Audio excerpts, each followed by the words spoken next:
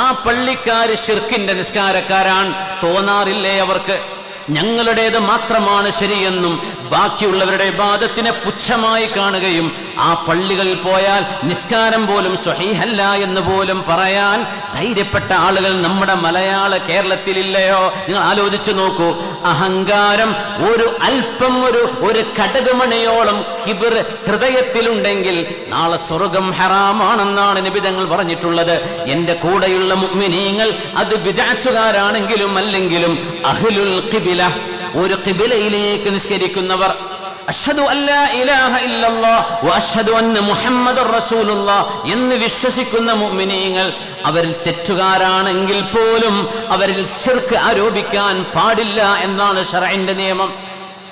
ലാ ഇലാഹ ഇല്ലല്ലാഹ് മുഹമ്മദുർ റസൂലുള്ളാഹ് എന്ന് വിശ്വസിക്കുന്ന അഹ്ലുസുന്ന വൽ ജമാഅത്തിന്റെ ആളുകളെ കുറിച്ച് ശിർക്ക് ആരോപണം നടത്തുകയാണ് ആദ്യം സംഭവിക്കുന്ന ദുരന്തം. അവരുടേത് മാത്രമാണ് ശരിയെന്ന് ധരിക്കലാണ്. ഞങ്ങളാണ് മെച്ചപ്പെട്ടവർ, ബാക്കിയുള്ളവരൊക്കെ തെറ്റായ വഴികളിലാണ് പോകുന്നത് എന്നാണ് ആദ്യം മനസ്സിൽ തോന്നുന്ന ദുരന്തം. നഷ്ടപ്പെട്ടോ? ഈമാനിന്റെ അടിസ്ഥാനപരമായ തകർച്ച സംഭവിച്ചുവോ? ഈ അടിസ്ഥാനപരമായ തകർച്ച സംഭവിച്ചാൽ പിന്നെ ചെയ്യുന്ന ഇബാദത്തിന് എന്ത് വെളിച്ചം കിട്ടാനാ? അങ്ങനെയാണോ ചിന്തിക്കേണ്ടത്? നമ്മളൊന്ന് നന്നായി എന്ന് വിചാരിച്ച് ബാക്കിയുള്ളവർ മോശക്കാരാണെന്ന് വിചാരിക്കാൻ പാടുണ്ടോ? അതല്ലേ ശീലിപ്പിക്കുന്നത്? മൈക്ക് കെട്ടിയിട്ട് സ്റ്റേജുകളിൽ മുഴുവനും മൗലിദ് കഴിക്കുന്ന ആളുകൾ ബിദ്അഇകളാണെന്ന് പറയുകയും ഏതെങ്കിലും ഒരു മഹാന്റെ ഖബറടത്തിൽ ചെന്ന് ദുആ ചെയ്താൽ റബ്ബിനോട് ദുആ ചെയ്യുന്ന മുഅ്മിനീങ്ങളോട് അവർ ഖബർ പൂജ നടത്തുകയാണെന്ന് പറയാറില്ലേ? ഖുബൂരികളാണെന്ന് പറയാറില്ലേ? ഈ ആരോപണങ്ങൾ എത്ര ദുരന്തമാണ്, എത്ര ഗൗരവമുള്ളതാണ്. അവരോതുന്ന ഹദീസ് ഇതാണ്: ലാ തുശദ്ദുർ റിഹാലു ഇല്ലാ ഇലാ സലാസതി മസാജിദ്. 3 പള്ളികളിലേക്കല്ലാതെ, പള്ളികളിൽ ചെന്നാൽ ഏതെങ്കിലും ഒരു പള്ളിയിൽ നിസ്കാരത്തിന് ഏറെ പ്രാധാന്യമുണ്ട്, ഏറെ കൂലിയുണ്ട് എന്ന വിശ്വാസത്തോടെ പ്രതീക്ഷയോടെ നിങ്ങൾക്ക് പോകാൻ പാടുള്ളത് 3 പള്ളികൾ മാത്രമാണ്. ഈ ഹദീസ് ശരിക്കും മനസ്സിലാക്കുക. 3 പള്ളികൾക്ക് നിസ്കാരത്തിന് പ്രാധാന്യം ഏറെയുള്ളൂ. മസ്ജിദി ഹാദാ, അതിലൊന്നാമത്തേത് എന്റെ ഈ മസ്ജിദാണ്. ഏതാണ് എന്റെ മസ്ജിദ്? ഏതാ പുണ്യനബി ഞങ്ങൾ പറയുന്ന എന്റെ മസ്ജിദ്? മസ്ജിദു റസൂലില്ലാഹി ബിൽ മദീനത്തിൽ മുനവ്വറ. ഹബീബ് അന്ത്യവിശ്രമം കൊള്ളാൻ അള്ളാഹു തെരഞ്ഞെടുത്ത ആ പരിശുദ്ധമായ പള്ളിയെ കുറിച്ചാണ് എന്റെ മസ്ജിദ് എന്ന് തങ്ങൾ പറയുന്നത്. ആദ്യം മനസ്സിലാക്കണം, പുണ്യനബി ആദ്യം ഉണ്ടാക്കിയ പള്ളി ഏതാ? മദീനയിൽ.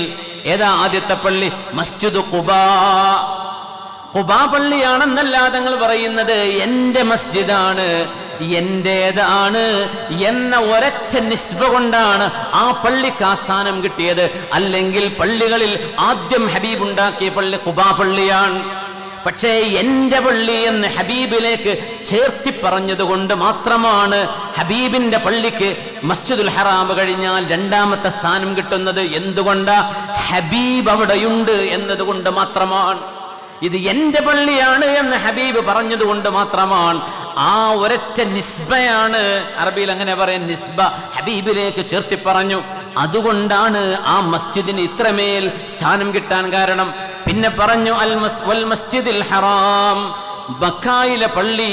പിന്നെ വൽ മസ്ജിദുൽ അഖ്സാ, ജെറൂസലേമിൽ കിടക്കുന്ന മസ്ജിദുൽ അഖ്സയാണ്.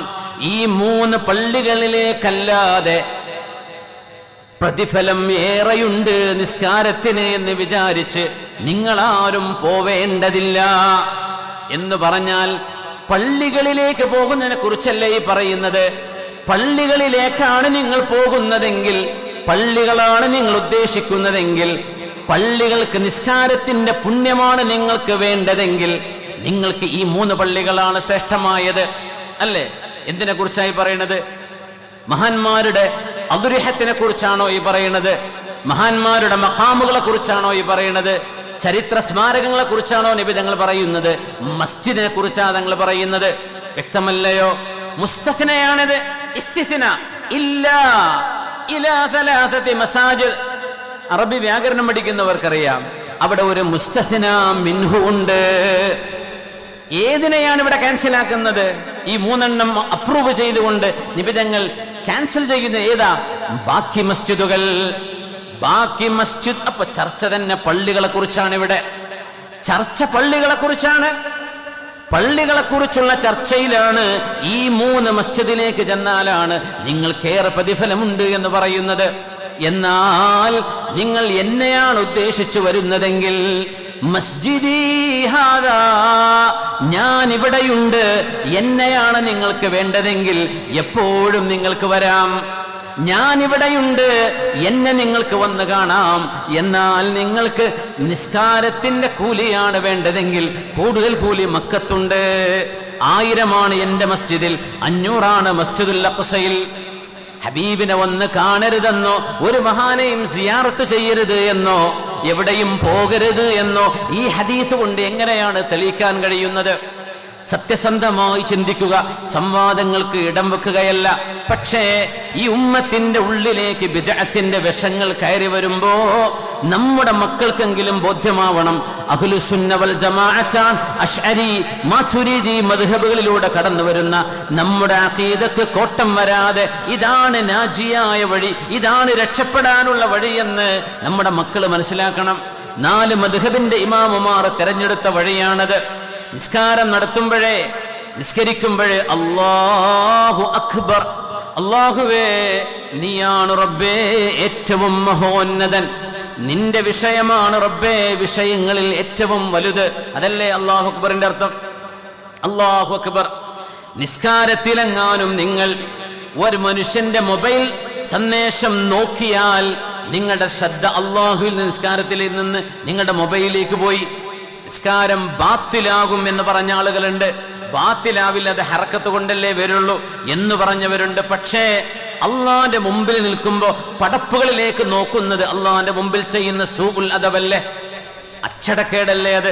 അള്ളാന്റെ മുമ്പിൽ റബ്ബേ നീയാണ് ഏറ്റവും വലുത്, നിന്റെ വിഷയമാണ് വിഷയങ്ങളിൽ ഏറ്റവും വലുത് എന്ന് പറഞ്ഞിട്ട് മൊബൈൽ ഫോൺ സ്വിച്ച് ഓഫ് ചെയ്യാതെ, ഫ്ലൈറ്റ് മോഡിൽ വെക്കാതെ, ഓഫ് ചെയ്ത് വെക്കാതെ, ഓൺ ആകുമ്പോ മേലെ കിടക്കുമ്പോ ആരാ വിളിച്ചത് എന്ന ആളിന്റെ പേര് നിങ്ങൾ നോക്കുന്നതോടുകൂടെ അള്ളാന്റെ ഹളറത്തിൽ നിന്ന് നിങ്ങൾ പുറത്തേക്ക് പോയിട്ടില്ലയോ? പോയോ? ഒരു മനുഷ്യൻ, നിങ്ങൾ വീട്ടിൽ നിന്ന് സുന്നത്ത് നിസ്കരിക്കാന്ന് വിചാരിച്ചോ, ഇനി ഫർള് നിസ്കരിക്കാന്ന് വിചാരിച്ചോ, ഒരു മനുഷ്യൻ വന്ന് വാതിൽ തുറക്കട്ടെ വരട്ടെ എന്ന് പറയുമ്പോ അതേ നഅം അറബിയിലോ ഏത് ഭാഷയിലോ കടന്നു വരട്ടെ എന്ന് ഇംഗ്ലീഷ് ചോദിക്കുമ്പോ യെസ് എന്ന് പറഞ്ഞു, നിസ്കാരം ബാത്തിലാകും. നിസ്കരിക്കുന്നവന്റെ മുമ്പിലേക്ക് ഒരാൾ എന്തെങ്കിലും തടസ്സം കൊണ്ടുവന്നാൽ ഒന്ന് മാറ്റിയിട് എന്ന് പറഞ്ഞാൽ, അതൊന്ന് നീക്കിവെക്ക് എന്ന് പറഞ്ഞാൽ, ഒന്ന് മാറി നിൽക്ക് എന്ന് പറഞ്ഞാൽ, മക്കളെയോ കുട്ടികളെയോ പേരെടുത്തിട്ടോ അല്ലാതെയോ ഏതെങ്കിലും ഒരു മഖ്ലൂക്കിനെ നേരിട്ട് വിളിച്ചാൽ നിസ്കാരം ബാത്തിലാണ്. ആ നിസ്കാരത്തിലാണ് അസ്സലാമു അലൈക അയ്യുഹൻ നബി, മുമ്പിലിരിക്കുന്ന ഒരാളെ വിളിക്കുന്ന വാക്കാണ് അയ്യുഹ. ജുമുഅക്ക് കേൾക്കാറില്ലേ ഖതീബുമാർ? അയ്യുഹന്നാസ്. നാസ് എന്ന് പറഞ്ഞാൽ ജനങ്ങളെ, അയ്യുഹന്നാസ് എന്ന് പറഞ്ഞാൽ എന്റെ മുമ്പിലിരിക്കുന്ന ഈ ജനങ്ങളെ, നിങ്ങളെയാണ് ഞാൻ ഉദ്ദേശിച്ചത്. അയ്യുഹന്നാസ്. അസ്സലാമു അലൈക അയ്യുഹൻ നബിയ്യു. അസ്സലാമു അലൈഹി, അവരുടെ മേൽ സലാം എന്നല്ല, അസ്സലാമു അലൈക. അല്ലാഹുവിനോട് ഖിതാബ് ചെയ്യുമ്പോ, അള്ളാഹുവിനോട് സംസാരിക്കുമ്പോ, അള്ളാഹുവിന്റെ മുമ്പിൽ വിഷയം അവതരിപ്പിക്കുമ്പോ, അള്ളാന്റെ കലാം ഓതുമ്പോ, ആ നിസ്കാരത്തിന്റെ അവസാനത്തെ അത്തഹിയാത്ത് ഓതുമ്പോ, അത്തഹിയാത്തിൽ ഫർളായ ഭാഗങ്ങളിൽപ്പെട്ടതാണ് നബിയേ, അള്ളാഹുവിന്റെ തിരുദൂതരെ, അങ്ങയുടെ മേൽ അള്ളാഹുവിന്റെ രക്ഷയുണ്ടാകട്ടെ എന്ന് ഒരാൾ പറഞ്ഞില്ലെങ്കിൽ അവന്റെ നിസ്കാരം ബാത്തിലാണ്. ഇത് പറഞ്ഞാൽ അള്ളാഹും റസൂലിനും ഒരുപോലെയാക്കി എന്നാണോ അതിനർത്ഥം? ഒരിക്കലുമല്ല. പള്ളികളിൽ അല്ലാഹു മുഹമ്മദ് സ്വല്ലല്ലാഹു അലൈഹി വസല്ലം ഇത് എഴുതി വെക്കുന്നത് പോലും പാടില്ല എന്ന് പറഞ്ഞ ആളുകളാണ് ഇത്തരക്കാരുടെ നേതാക്കന്മാർ. അവരുടെ ഫത്വയുണ്ട് അങ്ങനെ. എന്തിന്? അള്ളാഹുവിനോട് മുഷാറക്കത്ത് വരുമത്രേ. പൊന്നു സഹോദര, അഷ്ഹദു അല്ലാ ഇലാഹ ഇല്ലല്ലാഹ്, ഷഹാദത്തിന്റെ ഒരു ഭാഗം ചൊല്ലി രണ്ടാമത്തെ ഭാഗം വഅഷ്ഹദു അന്ന മുഹമ്മദർ റസൂലുള്ളാഹ് എന്ന ഭാഗം ചൊല്ലാതിരുന്നാൽ ആൾ ഇസ്ലാമിലേക്ക് വരുമോ ഇല്ലയോ? വരാൻ കഴിയില്ല. ദീനിലേക്ക് കടന്നു വരണമെങ്കിൽ ഷഹാദത്തിന്റെ രണ്ട് ശത്രുക്കളും പറയണം. അഷ്ഹദു അല്ലാ ഇലാഹ ഇല്ലല്ലാഹ് വഅഷ്ഹദു അന്ന മുഹമ്മദർ റസൂലുള്ളാഹ്. അല്ലാഹു ഹബീബിനെ ബഹുമാനിച്ചത് അവർക്ക് ഓർമ്മ വരുന്നില്ല. പുണ്യനിബിധങ്ങൾ എന്തിനാണ് വസീല എന്ന് ചോദിക്കുന്നു. എന്തിനാ വസീല? ഡയറക്റ്റ് ചോദിച്ചാൽ പോരെ? മതി എന്നാലൊന്ന് ചോദിച്ചോട്ടെ. അള്ളാഹുവിനോട് ഡയറക്റ്റ് ചോദിക്കാനുള്ള ഈ ഇൽമ് വിശുദ്ധ ഖുർആനും ഹദീസും നിങ്ങൾക്ക് ഡയറക്റ്റ് അള്ളാഹ് തന്നതാണോ? ഈ ഇൽമ് എവിടെ നിന്ന് കിട്ടി? നിങ്ങൾക്ക് കിട്ടിയ ഇൽമ് ഡയറക്റ്റ് ആണോ? പുണ്യനബി തങ്ങളുടെ വസീലയിലൂടെയല്ലയോ ഈ ഉമ്മത്തിന് ഹിദായത്ത് കിട്ടിയത്? ഹബീബില്ലെങ്കിൽ എന്ത് ഹിദായത്ത്? പുണ്യ റസൂലില്ലെങ്കിൽ എന്ത് ഹിദായത്ത്? എന്ത് തൗഹീദ്? പുണ്യനബി ഇല്ലെങ്കിൽ എന്ത് ഷഹാദ? ഹബീബല്ലയോ പഠിപ്പിച്ചു തന്നത്? ഹബീബല്ലയോ ലിതുബയ്യിന ലിന്നാസ്. അതുകൊണ്ട് മുഅ്മിനീങ്ങൾക്ക് അവരും റബ്ബും തമ്മിലുള്ള ബന്ധത്തിന്റെ വസീലയാണ്, വസീതത്താണ് നബിയുനാ റസൂലുള്ളാഹ് സ്വല്ലല്ലാഹു അലൈഹി വസല്ലം. ഇത് മനസ്സിലാക്കാൻ എന്താ പ്രയാസം? എന്താ പ്രയാസം?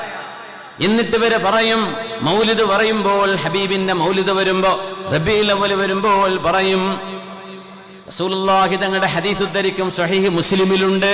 ശരി തന്നെയാണ്, ഞാൻ അതിലേക്ക് പിന്നെ വരാം. എന്താ പറയാ? ലീഫ്ലെറ്റുകൾ അടിച്ചുവിടുന്നുണ്ട്, പഴയ പഴയ ചില ക്ലിപ്പുകളൊക്കെ ഓടുന്നുണ്ട്. എന്ത്? ഹബീബിന്റെ ഉമ്മയും ഉപ്പയും നരകത്തിലാണ്, മആദല്ലാഹ്. പറയാൻ പാടില്ലാത്ത സ്റ്റേറ്റ്മെന്റ് ഒരു മുഅ്മിനിന്റെ നാവിലൂടെ എങ്ങനെ വരുന്നു? തെളിവ് ഹദീസാണത്രേ. ഇവര് പഠിച്ചിട്ടുണ്ടോ സ്വഹീഹ് മുസ്ലിമിലെ ഈ ഹദീസിനെ എങ്ങനെയാണ് പണ്ഡിതന്മാർ വ്യാഖ്യാനിച്ചത് എന്ന്? ചില ആയത്തുകളാ തെളിവ്. ആ ആയത്തിന്റെ തഫ്സീർ എന്താണെന്ന് മനസ്സിലാക്കിയിട്ടുണ്ടോ? ഇത് മനസ്സിലാക്കാതെ ഹബീബിനെ വേദനിപ്പിക്കുന്ന വാക്കുകൾ, ഹബീബിനെ വേദനിപ്പിക്കുന്ന വാക്കുകൾ പറയും. നബി തങ്ങളുടെ ഉമ്മയും വാപ്പയും ഫിന്നാർ, മഅദല്ലാഹ് മഅദല്ലാഹ് മഅദിറതൻ യാ റസൂലല്ലാഹ് ഇന്നാ ബുറാഉ മിമ്മാ യഖൂലൂൻ. നബിയേ, അത് ഞങ്ങളാരും പറഞ്ഞില്ല നബിയേ. നബിയേ, ഞങ്ങൾ നിരപരാധികളാണ് റസൂലേ. ഹബീബിനെ വിളിക്കുകയാണ് നമ്മൾ. ഹബീബാ നബി തങ്ങളോട് ശിക്വ പറയുമ്പോഴേക്കും അത് ശിർക്കാണ്, അത് ബിദ്അത്താണ്, അള്ളാനെ വിളിക്കലാണെന്ന് പറയുന്നവർ. ഹബീബിനോട് പരാതി പോലും ബോധിപ്പിക്കാൻ പാടില്ലത്രേ. ഹബീബിനോട് യാ റസൂലല്ലാഹി, പുണ്യനബിയെ ഞങ്ങൾക്ക് വേണ്ടി ദുആ ചെയ്യണേ എന്ന് പറയാം ഹബീബ് ജീവിച്ചിരിക്കുമ്പോ. അങ്ങനെയാ തെളിവ്, അങ്ങനെ അവര് പറയാറുള്ളത്. മരിച്ചാൽ അത് പിന്നെ പറ്റൂല. ജീവിച്ചിരിക്കുമ്പോ ചോദിക്കട്ടെ, ഒരു മുഅ്മിനായ മനുഷ്യൻ, ആ മനുഷ്യനാകുന്നത് റൂഹ് കൊണ്ടാണോ അല്ല ഈ തടി കൊണ്ട് മാത്രമാണോ? റൂഹ് വേണ്ടേ? റൂഹ് എടുക്കപ്പെട്ട് കഴിഞ്ഞാൽ ഈ ചെവി കൊണ്ട് കേൾക്കാൻ കഴിയുമോ? ഈ കണ്ണുകൊണ്ട് കാണാൻ കഴിയുമോ? റൂഹ് നഷ്ടപ്പെട്ടാൽ. നാവ് കൊണ്ട് സംസാരിക്കാൻ കഴിയുമോ? റൂഹ് നഷ്ടപ്പെട്ടാൽ കഴിയോ? ഇല്ല. എന്നാൽ ആ റൂഹ്, മുഅ്മിനിന്റെ റൂഹ്, ആ മുഅ്മിനിന്റെ വഫാത്തിന് ശേഷവും അവിടെ ഉജ്ജ്വലമായി നിലനിൽക്കുകയാണ്.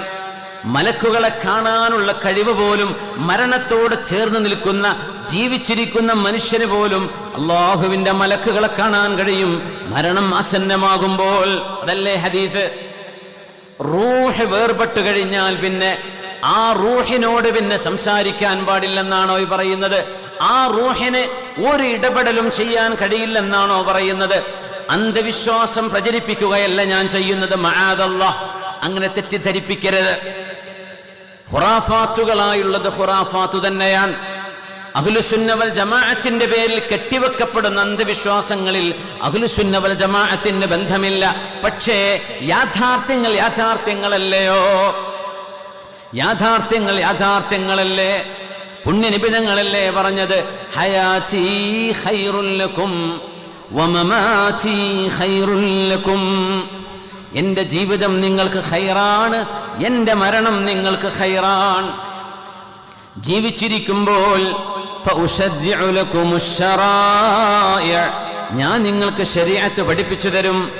ഞാൻ മരണപ്പെട്ടു കഴിഞ്ഞാൽ തുഅറദു അലയ്യ അഅമാലുകും, നിങ്ങൾ ചെയ്യുന്ന ഓരോരുത്തരുടെയും പ്രവർത്തനങ്ങൾ ഈ ഉമ്മത്തിന്റെ നേതാവിന് അനുയായികളുടെ പ്രവർത്തനങ്ങളെ കാണിക്കപ്പെടുമെന്ന് നബിയുനാ റസൂലുള്ളാഹ്.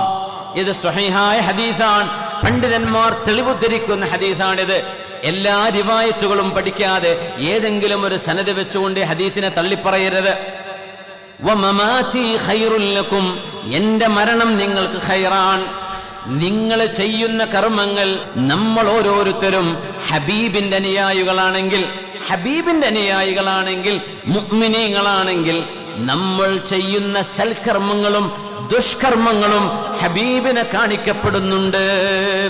വമാ ദാലിക അലല്ലാഹി ബിഅസീസ്, ഇത് അല്ലാഹുവിന് പ്രശ്നമുള്ള വിഷയമാണോ ഹബീബിന് കാണിച്ചു കൊടുക്കൽ? ഈ കോടിക്കണക്കിന് ആളുകളുടെ കോൾ ഡാറ്റകൾ നമ്മുടെ സെർവറുകൾക്ക് സൂക്ഷിക്കാൻ കഴിയുമെങ്കിൽ, കോടിക്കണക്കിന് വെബ്സൈറ്റുകളുടെ ഡാറ്റകൾ മനുഷ്യന് സൂക്ഷിക്കാൻ കഴിയുമെങ്കിൽ, ഓരോരുത്തരുടെയും ഐഡന്റിഫൈ ചെയ്യാൻ മനുഷ്യന്റെ ഇന്റലിജൻസിനും ആർട്ടിഫിഷ്യൽ ഇന്റലിജൻസിനും കഴിയുമെങ്കിൽ, ലോകത്തിന്റെ അള്ളാന്റെ സൃഷ്ടികളിൽ ഏറ്റവും ഖൈറായ സൃഷ്ടിയെ കുറിച്ചാണ് നമ്മൾ ആലോചിക്കുന്നത്. അതാരാ? മുഹമ്മദ് മുസ്തഫ സല്ലല്ലാഹു അലൈഹി വസല്ലം. സല്ലല്ലാഹു അലൈക യാ സയ്യിദനാ യാ റസൂലല്ലാഹ്. മൊബൈൽ ടവറുകൾ ഇല്ലാത്ത കാലത്താണ് നബി തങ്ങൾ ഹദീസ് പറയുന്നത്. നമുക്കത് മനസ്സിലാക്കാൻ എളുപ്പമാണ്. മൊബൈൽ ടവറുകൾ ഇല്ലാത്ത കാലത്ത് എന്താണ് കമ്മ്യൂണിക്കേഷൻ, എന്താണ്, എങ്ങനെയാണ് മനുഷ്യൻ പ്രപഞ്ചത്തിന്റെ സംവിധാനങ്ങളെ ടെലികമ്മ്യൂണിക്കേഷൻ ഉപയോഗിക്കുന്നത് എന്ന സാധ്യത പോലും ചിന്തിക്കാത്ത ഒരു കാലത്ത്, ഫിസിക്സ് എന്താണെന്നറിയാതിരുന്ന ഒരു കാലത്ത്, അന്തരീക്ഷത്തിലൂടെ കടന്നു പോകുന്ന അൾട്രാ വയലറ്റ് റൈസിനെ കുറിച്ചോ ഇൻഫ്രാറെഡിനെ കുറിച്ചോ അറിയാതിരുന്ന ഒരു കാലത്ത്, എക്സ്റേകളെ കുറിച്ച് അറിയാതിരുന്ന കാലത്ത് ഹബീബായ നബി തങ്ങൾ പറഞ്ഞു, എന്റെ ഉമ്മത്തികളിലെ കോടി കോടി കോടി വരുന്ന ആളുകളുടെ സ്വലാത്തുകൾ എനിക്ക് അല്ലാഹുവിന്റെ മലക്കുകൾ എത്തിച്ചു തരും. ആരാണത് ചൊല്ലിയതെന്നും അവരുടെ വാപ്പയുടെ പേരെന്താണെന്നും അവരുടെ തറവാട് ഏതാണ് എന്നും എനിക്ക് അല്ലാഹു അറിയിച്ചു തരുമെന്ന് പറഞ്ഞത് 1400 കൊല്ലങ്ങൾക്ക് മുമ്പ് ഹബീബുനാ റസൂലുള്ളാഹ് സ്വല്ലല്ലാഹു അലൈഹി വസല്ലം. നമ്മുടെ കൈകളിരിക്കുന്ന മൊബൈൽ ഫോണുകളിലേക്ക്, നമ്മുടെ മട്ടന്നൂരിലെ ടവറുകളിൽ നിന്ന് അതത് ടെലികമ്മ്യൂണിക്കേഷൻ ചെയ്യുന്ന, സപ്ലൈ ചെയ്യുന്ന ടവറുകളിൽ നിന്ന് അവനവന്റെ ഫോൺ, ഒരാളുടെ നമ്പർ വിളിച്ചാൽ അത് മാറിപ്പോകുന്നുണ്ടോ? ഒരാൾക്ക് ഡയൽ ചെയ്താൽ ഓസ്ട്രേലിയയിൽ കിടക്കുന്നവനും അങ്ങ് നോർത്ത് അമേരിക്കയിൽ കിടക്കുന്നവനും ആർട്ടിക്കിലും അന്റാർട്ടിക്കിലും കിടക്കുന്ന ആളുകളെ സെക്കൻഡുകളെ കൊണ്ട് ഇവിടുന്ന് വിളിക്കാൻ കഴിയുമെങ്കിൽ, ഇത് അള്ളാഹുവിന്റെ സൃഷ്ടികൾക്ക് അള്ളാഹു ചെയ്തു കൊടുത്തിട്ടുണ്ടെങ്കിൽ, സൃഷ്ടികളിൽ ഏറ്റവും ശ്രേഷ്ഠരായ അള്ളാഹുവിന്റെ റസൂലിന് കഴിയില്ല എന്നാണോ നിങ്ങൾ വിചാരിക്കുന്നത്? അതാണോ നിങ്ങൾ വിചാരിക്കുന്നത്? അപ്പൊ റസൂലുള്ളാഹി തങ്ങളെ കുറിച്ച് എന്താ നിങ്ങളുടെ വിചാരം? ഹബീബ് സല്ലല്ലാഹു അലൈഹി വസല്ലം പറയുന്നു, നിങ്ങൾ ചെയ്യുന്ന നന്മകൾ എനിക്ക് കാണിക്കപ്പെടുമ്പോൾ ഹമിദുല്ലാഹ അലൈഹി, ഞാൻ അള്ളാഹുവിന് സ്തുതി പറയും. വമാ റഅയ്തു ഗൈറ ദാലിക്, നിങ്ങൾ ചെയ്യുന്ന തെറ്റുകൾ എന്നെ കാണിക്കപ്പെടുമ്പോൾ, നമ്മുടെ വിവാഹങ്ങളിൽ ആഭാസങ്ങൾ നമ്മുടെ വിവാഹത്തിന്റെ സ്റ്റേജിലും വേദികളിലും നടക്കുമ്പോ, മുസ്ലിമീങ്ങളുടെ കുടുംബത്തെ കുറിച്ച് പറയട്ടെ, ആണുങ്ങളും പെണ്ണുങ്ങളും ഇടകലർന്ന് ഒരു സ്റ്റേജിൽ നിന്നുകൊടുത്ത് ചിരിച്ചുകൊടുത്ത് കൂട്ടം കൂട്ടമായി നിന്ന് കൂടെ പഠിച്ചവരും കൂടെയുള്ളവരും നാട്ടുകാരും കുടുംബ ബന്ധങ്ങളുടെ ചോരബന്ധങ്ങളോ മഹറമ ബന്ധങ്ങളോ പോലും പറയാൻ പോലും ഉസ്താദുമാർക്ക് വക നൽകാത്ത വിധം ആഭാസങ്ങൾ നമ്മുടെ വിവാഹ വേദികളിൽ നടക്കുമ്പോ മദീനയിൽ കിടക്കുന്ന ഹബീബിന്റെ മനസ്സ് വേദനിക്കുന്നുണ്ട് എന്നെങ്കിലും അഹ്ലുസുന്നയുടെ ആളുകൾ മനസ്സിലാക്കണ്ടേ. ഹബീബിന് ഇത് കാണിക്കപ്പെടുന്നുണ്ട്. ഈ ആഭാസങ്ങൾ കാണിക്കപ്പെടുന്നുണ്ട്. ആഭാസങ്ങൾ ഏറി വരുന്നതിൽ വേദനയുണ്ട്. സാധുമാരും തങ്ങന്മാരും വന്ന് ദുആ ചെയ്ത് കൊടുക്കാണ്, ബാറകല്ലാഹു അലൈക്കുമാ വബാറക ഫീകുമാ വജമഅ ബൈനകുമാ ഫീ ഖൈറിൻ വലതുഫിൻ വആഫിയ. പുതിയണ്ണിനും പുതിയാപ്പിളക്കും ദുആ ചെയ്തിട്ട് മഹാന്മാർ ഇറങ്ങിപ്പോയാൽ പിന്നെ അവിടെ നടക്കുന്ന നൃത്തമേളങ്ങൾ, വാദ്യമേളങ്ങൾ, എന്തൊക്കെ പാർട്ടികളാണ് നടക്കുന്നത്, എന്തൊക്കെ വെറൈറ്റീസാ നാട്ടിൽ നടന്നുകൊണ്ടിരിക്കുന്നത്. ഏതെങ്കിലും നിങ്ങൾ ചെയ്യുന്നത് ആഭാസമാണെങ്കിൽ ഇത് പുണ്യ റസൂൽ കാണുന്നുണ്ട് എന്ന് വിശ്വസിക്കുന്നവരാണ് മുഅ്മിനീങ്ങൾ. നമ്മൾ ചെയ്യുന്ന നന്മകൾ, തഹജ്ജുദും ഇബാദത്തും ഖുർആനും സ്വലാത്തും ദിക്റും ഹബീബിന്റെ മൗലിദ് പാരായണങ്ങൾ അടക്കം ഹബീബിന് കാണിക്കപ്പെടുന്നുണ്ട്. എല്ലാ സൽക്കർമ്മങ്ങളും ഹബീബിന് കാണിക്കപ്പെടുമ്പോൾ ഹമിദുല്ലാഹ്, ഹബീബ് പറയും അൽഹംദുലില്ലാഹ്, എൻ്റെ ഉമ്മത്തികൾ നല്ലതാണല്ലോ ചെയ്യുന്നത്, എൻ്റെ ഉമ്മത്തികൾ സൽക്കർമ്മങ്ങളാണല്ലോ ചെയ്യുന്നത്, അവരുടെ ഖബറിലേക്ക് അവർ ഒരുങ്ങിക്കൊണ്ടിരിക്കുകയാണല്ലോ. നാളെ അള്ളാഹുവിന്റെ മുമ്പിൽ നാളെ പോയി കയ്യും കെട്ടി നിൽക്കേണ്ടി വരുമെന്ന ബോധത്തിലാണല്ലോ എൻ്റെ ഉമ്മത്തികൾ ജീവിക്കുന്നത് എന്ന് കാണുമ്പോ ഹബീബ് അള്ളാഹുവിനെ സ്തുതിക്കുന്നുണ്ട്. പിന്നെ പറഞ്ഞു ഹബീബാ നബി തങ്ങൾക്ക് വേദനയുണ്ടാകുന്ന വിഷയമാണത്. ആ വേദനയിൽ ഹബീബ് നമ്മളെ ശപിക്കുന്നില്ല കേട്ടോ, ശപിക്കുന്നില്ല. ഹബീബ് ഒരിക്കലും നമുക്കെതിരെ ദുആ ചെയ്യുന്ന പോലുമില്ല. ഹബീബ് പറയാണ്, നിങ്ങൾ ചെയ്യുന്ന കർമ്മങ്ങൾ എൻ്റെ വഫാത്തിന് ശേഷം എനിക്ക് കാണിക്കപ്പെടുന്നത്.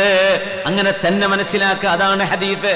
വമാ റഅയ്തു ഗൈറ ദാലിക്, നിങ്ങൾ ചെയ്യുന്ന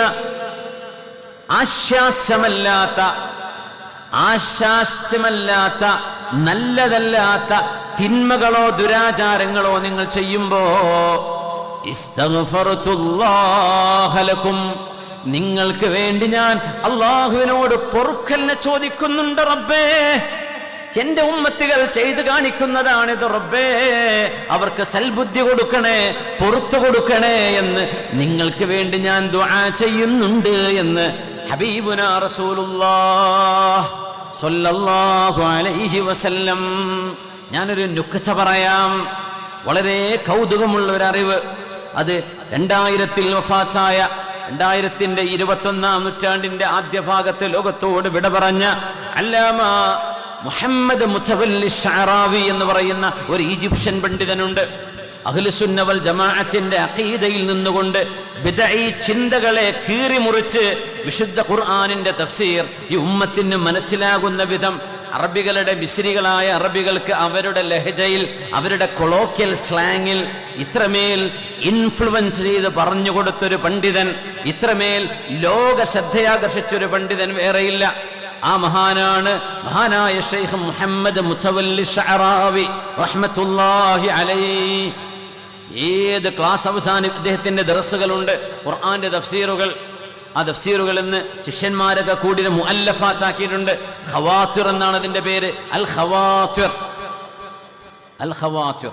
എല്ലാ ക്ലാസ് കഴിയുമ്പോഴും മഹാനവറുകൾ പറയും വഇലാ ലിഖാഇൻ ആഖിറ ഇൻഷാ അല്ലാഹ്, അടുത്ത ക്ലാസ്സിൽ ഇൻഷാ അല്ലാഹ് കാണാം എന്ന് പറഞ്ഞിട്ടേ ക്ലാസ് അവസാനിപ്പിക്കുള്ളൂ. ക്ലാസ് തുടങ്ങുമ്പോൾ പറയും വഖഫനാ ഫിൽ ലിഖാഇ സാബിഖ ഇൻദ ഖൗലിൽ ഹഖ് സുബ്ഹാന, എന്നിട്ട് ആയത്ത് ഓതും. കഴിഞ്ഞ ക്ലാസ്സിൽ അല്ലാഹുവിന്റെ ഈ ആയത്തിനെ കുറിച്ചാണ് നമ്മൾ പഠിച്ചത്. ആയത്ത് അങ്ങനെ ഒരു ശൈലി അങ്ങനെയാണ്. വഖഫനാ ഫിൽ ലിഖാഇ സാബിഖ ഇൻദ ഖൗലിൽ ഹഖ് സുബ്ഹാന. കഴിയുമ്പോൾ എന്ത് പറയും? വഇലാ ലിഖാഇൻ ആഖിറ ഇൻഷാ അല്ലാഹ്. വഫാത്ത് നടക്കുന്ന തലേ ആഴ്ച ക്ലാസ് എടുത്തിട്ടുണ്ട്. പക്ഷേ ആ ആഴ്ച പറഞ്ഞില്ല വഇലാ ലിഖാഇൻ ആഖിറ എന്ന് പറഞ്ഞില്ല. പിറ്റേത്തെ ക്ലാസ് ആയപ്പോഴേക്കും മഹാൻ ലോകത്തോട് വിട പറഞ്ഞിട്ടുണ്ട്. അതാണ് മഹാനായ മുതവല്ലി ശഅറാവി. മഹാൻ പറയാ, ഞാൻ അള്ളാഹുവിന്റെ കലാം പരിശുദ്ധ ഖുർആൻ ഇങ്ങനെ ഓതി നോക്കുമ്പോ ഒരായത്തിന്റെ അർത്ഥം എനിക്ക് 10 വർഷം എനിക്ക് മനസ്സിലായില്ല. അങ്ങനെ ഒരായത്തിന്റെ ആശയം 10 വർഷം ഞാൻ ചിന്തിച്ചിരുന്നു, മനസ്സിലായില്ല. 10 വർഷം കഴിഞ്ഞതിന് ശേഷം അള്ളാഹു എനിക്കത് മനസ്സിലാക്കി തന്നു. ഏതായത്തെന്നറിയോ? أعوذ بالله من الشيطان الرجيم. بسم الله الرحمن الرحيم. ولو أنهم إذ ظلموا أنفسهم جاءوك فاستغفروا الله واستغفر لهم الرسول واستغفر لهم الرسول لوجدوا الله توابا رحيما.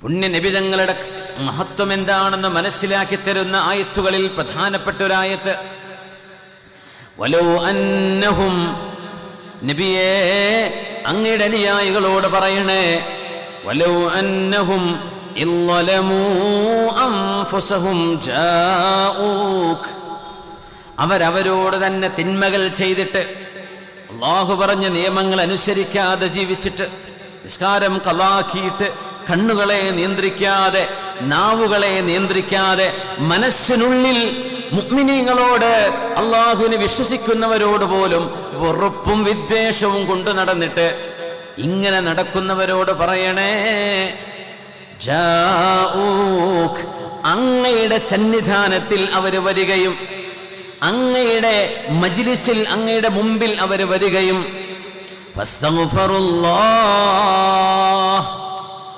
അല്ലാഹുവേ നീ ഞങ്ങൾക്ക് പുറത്തു തരണേ എന്ന് അങ്ങയുടെ മുമ്പിൽ വെച്ച് അവർ ദുആ ചെയ്താൽ, വരുന്നു വരുന്നാ മതി, പക്ഷെ പ്രത്യേകത ഉണ്ട്, അങ്ങയുടെ ഹദ്റത്തിൽ വെച്ച് ദുആ ചെയ്താൽ, വലൗ അന്നഹും ഇളലമൂ അൻഫുസഹും ജാഊക്, തെറ്റുകൾ ചെയ്ത് അങ്ങയുടെ മുമ്പിലേക്ക് ചില ആളുകൾ വരുന്നു, മുഅ്മിനീങ്ങളായ ആളുകൾ, എന്നിട്ട് ഫസ്തഗ്ഫിറുല്ലാഹ്,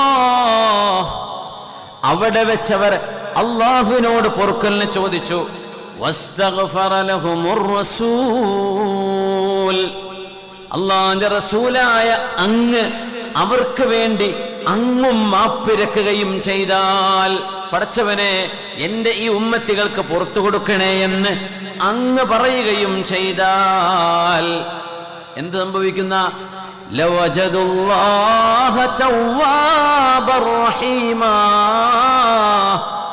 അവരുടെ തൗബ മുഴുവൻ അല്ലാഹു സ്വീകരിക്കും നബിയേ, അവർക്ക് റഹ്മത്ത് വാരിക്കോരി അല്ലാഹു കൊടുക്കും നബിയേ. എന്താ കണ്ടീഷൻ?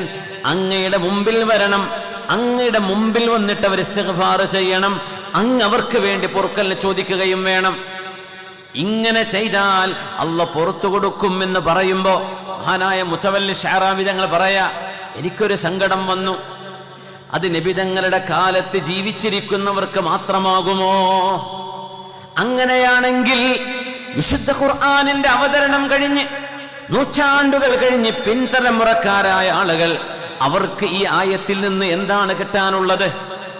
നബി ദുആ ചെയ്തു ജീവിച്ചിരിക്കുന്ന കാലത്ത് മാത്രമാണെങ്കിൽ അത് ഹബീബിന്റെ സ്വഹാബികൾ കൊണ്ടുപോയില്ലേ ആ മഹത്വം?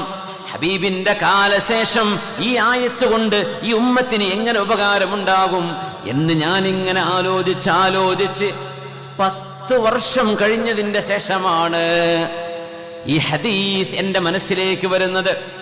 ആ ഹദീസിൽ ഇങ്ങനെയാണ്, ഹയാതി ഖൈറുൽ ലക്കും വമമാതി ഖൈറുൽ ലക്കും, എന്റെ ജീവിതം നിങ്ങൾക്ക് അനുഗ്രഹമാണ്, എന്റെ മരണം നിങ്ങൾക്ക് അനുഗ്രഹമാണ്, എന്റെ മരണം നിങ്ങൾക്ക് അനുഗ്രഹമാണ്. തുഅറദു അലയ്യ അഅമാലുക്കും, നിങ്ങൾ ചെയ്യുന്ന കർമ്മങ്ങൾ എനിക്ക് കാണിക്കപ്പെടുന്നുണ്ട്. നമ്മളും നബിതങ്ങളും തമ്മിലുള്ള ഈ ബന്ധമില്ലെങ്കിൽ എന്ത് ബന്ധമാ പിന്നെ ഇസ്ലാമിന്റെ ബന്ധം? നമ്മളും നബിയും തമ്മിൽ ഈ സ്നേഹത്തിന്റെ പാലം പണിതില്ലെങ്കിൽ പിന്നെ എന്ത് ഉമ്മച്ചികളാ നമ്മൾ? നമ്മുടെ നേതാവുമായി എന്ത് കണക്ഷനാ നമ്മൾക്കുണ്ടാകുന്നത്? നിങ്ങൾ ഹബീബിന്റെ അരികത്ത് വന്നാൽ, ഹബീബ് നിങ്ങൾക്ക് ദുആ ചെയ്താൽ അല്ലാഹു സ്വീകരിക്കുമെന്ന് പറഞ്ഞ പോലെ, വമമാതി ഖൈറുൽ ലക്കും, എന്റെ മരണവും നിങ്ങൾക്ക് ഖൈറാണ്, നിങ്ങൾ ചെയ്യുന്ന അമലുകൾ എനിക്ക് കാണിക്കപ്പെടുന്നുണ്ട്. ഈ ഹദീസ് കണ്ടപ്പോഴാണ് എന്റെ കണ്ണുകൾ നനഞ്ഞു പോയത്.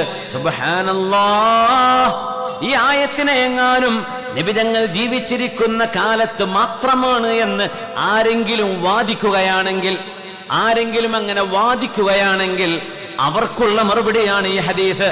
അത് തങ്ങളുടെ ജീവിച്ചിരിക്കുന്ന കാലത്ത് മാത്രമാണ് എന്ന് അതിന് അർത്ഥം പോലും കൊടുക്കാൻ പാടില്ലെന്നാണ്.